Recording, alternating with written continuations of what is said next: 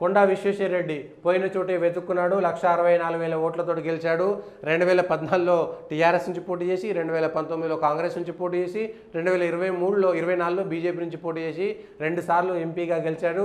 DK అరుణ చివరి దాకా పిల్లి ఎలుక సంగ్రామం లాగా గెలిచినటువంటిది స్థానం మహబూబ్ నగర్ పాలమూరు 4,500 ఓట్లతోటి గెలిచారు.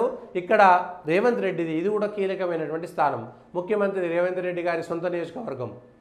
మల్కాజ్గిరి ఎట్లయితే సిట్టింగ్ స్థానం అనుకున్నా కూడా ఆయన కొడంగల్లో గెలిచిన తర్వాత అది కొంత ఇబ్బందికరమైనటువంటి ఆయన అప్రతిహత జైత్రాత అనుకుందాము, లేదంటే ఆయనకు సంబంధించినటువంటి పేరుకు కొంత మచ్చ వచ్చేటువంటిది ఇది.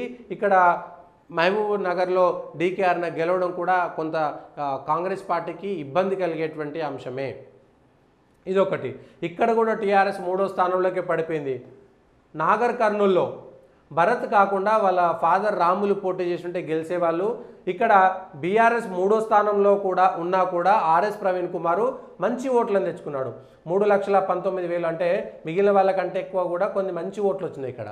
దాంతో ఇక్కడ బీజేపీ ఓడిపోవడానికి అదొక కారణము. బీజేపీ బీఆర్ఎస్ మధ్యన 94,000 ఓట్లు, బీజేపీ కాంగ్రెస్ మధ్య 94,000 ఓట్ల ఉన్నా కూడా ఈ ఆర్ఎస్ ప్రవీణ్ కుమార్ మంచి పర్ఫార్మెన్స్ ఇవ్వడం వల్ల బీజేపీ వెనుకబడిపోయింది. భరత్ కాకుండా పోతుగంటి రాములు పోటీ చేసి ఉంటే అది కాస్త మారిపోయేటువంటి అవకాశం ఉందనేటువంటిది ఒక చర్చ.